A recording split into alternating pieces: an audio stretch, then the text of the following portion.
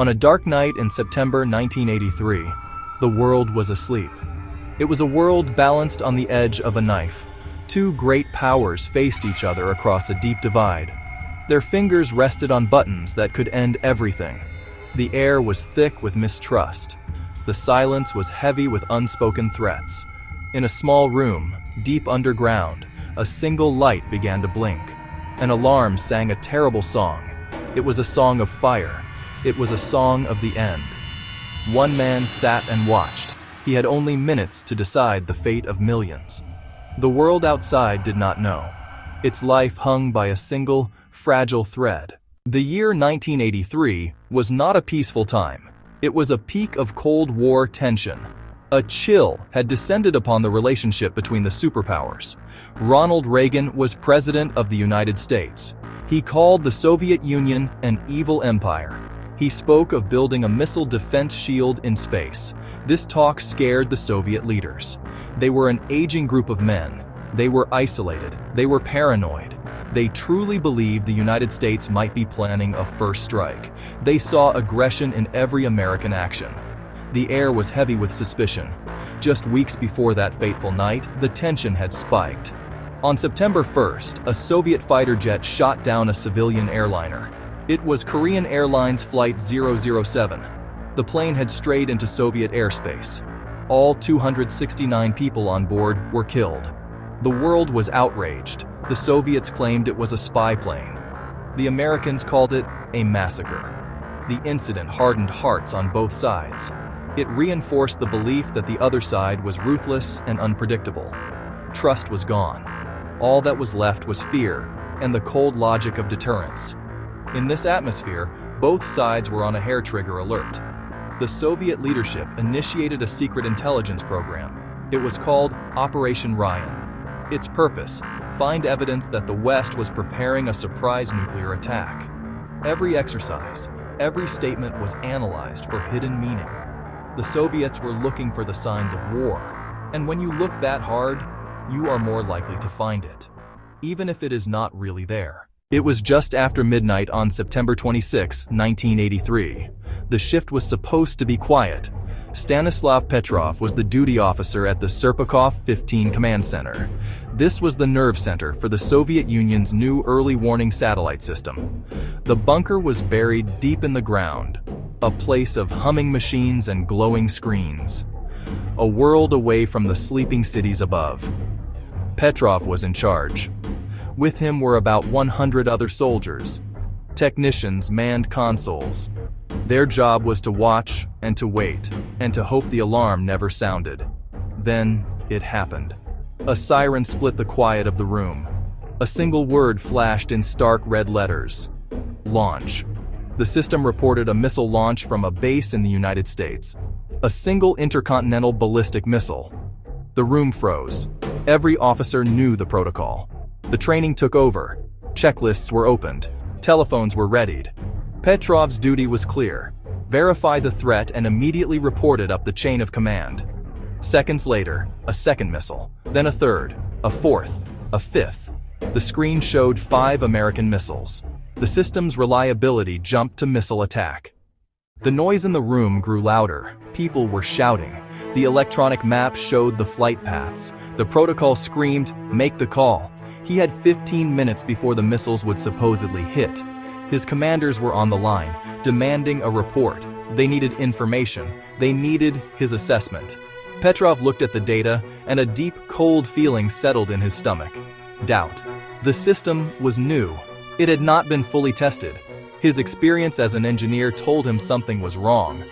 An all-out American attack would not begin with just 5 missiles. It would be a massive, overwhelming strike. This felt small. It felt wrong. He checked ground-based radar. Those systems saw nothing. There was no corroborating evidence. Only the new satellite system was screaming danger. Machine against the void. Logic against common sense.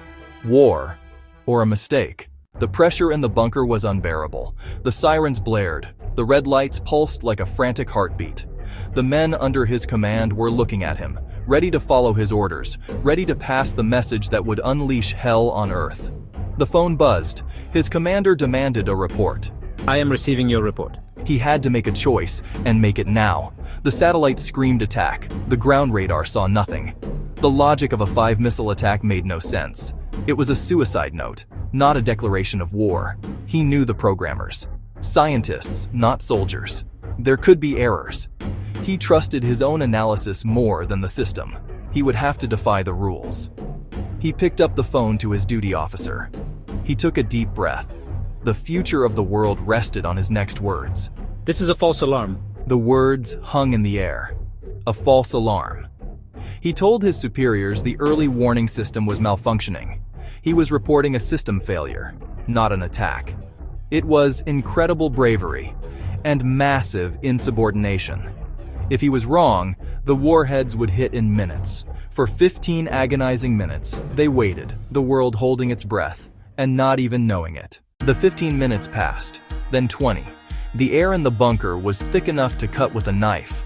They were waiting for flashes of light, the impact of American warheads. But the flashes never came. The maps remained dark. The ground radar remained silent. The cities of the Soviet Union were still standing. The sun was beginning to rise on a world that was, against all odds, still at peace. Stanislav Petrov had been right. An investigation was launched. The military needed to know what had happened and why their brand new system had failed so spectacularly. The answer was simple and terrifying. The system had been fooled by the sun. That night, a rare alignment. Sunlight reflecting off high-altitude clouds. A glint seen from orbit. The sensors mistook that glint for the infrared signature of missile engines. The program interpreted it as launches. It could not cross-reference with other data or question its own conclusion. When the reflection hit just right, the system did what it was designed to do. It screamed launch. The error was not hardware, but logic. A flaw born of a lack of imagination. They had not considered that the sun itself could look like the start of a war. The perfect machine had been defeated by a sunrise. Petrov's decision was vindicated by the facts. His human intuition had seen what the computer could not. He understood the context. He questioned the data. He realized a 5-missile attack was illogical. By believing his mind over the machine, he broke the chain of automated response. He inserted a moment of human doubt into inhuman speed. And that doubt saved the world. You might think Stanislav Petrov would be hailed as a hero. You might think he would be given medals, celebrated in parades, honored by his government. That is not what happened. The Soviet military prized rigid rules and obedience. Petrov had broken the rules. He had not followed protocol. He used his own judgment. Instead of a medal, he received a reprimand. He was questioned intensely. They even documented his failure to fill the logbook correctly. Officially, dereliction of duty. The incident was classified top secret. No one was to speak of it. The man who had saved the world was not praised. He was quietly pushed aside. The stress took a toll. His career stalled. He was reassigned, then took early retirement. He lived in a small apartment in Fryazino, surviving on a meager pension. He suffered a nervous breakdown. For more than a decade, the world knew nothing. His story was buried in the secret archives of the Cold War. He never saw himself as a hero. Years later, he would say, "I was just in the right place at the right time." He was a man of quiet humility. He used his training, his intellect, to make a difficult call under impossible pressure. An ordinary man in an extraordinary situation. His quiet, reasoned courage made all the difference. The world continued, oblivious to the debt it owed him. The Cold War ended. The Soviet Union collapsed. Secrets began to seep out. In the late 1990s, a Soviet general mentioned the incident.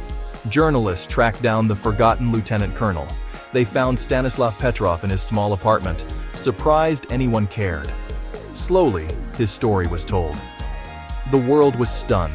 People understood how close we had come. Recognition came from abroad.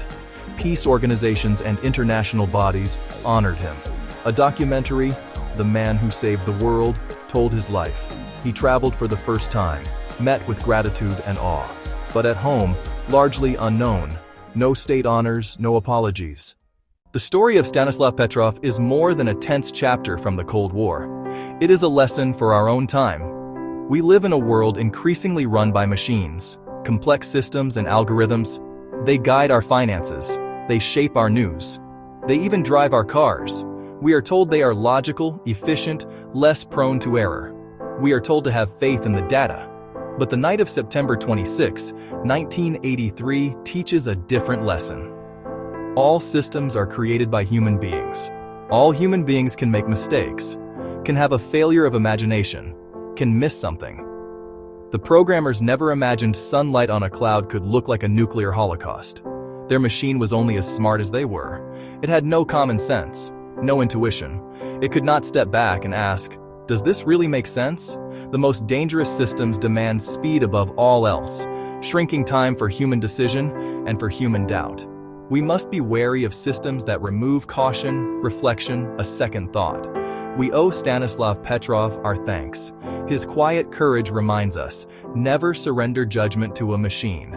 Build systems that empower human wisdom. That is the legacy of the man who saved the world. A quiet lesson we must never forget. If you value stories like this, subscribe to Digital Atlas. More untold history every week.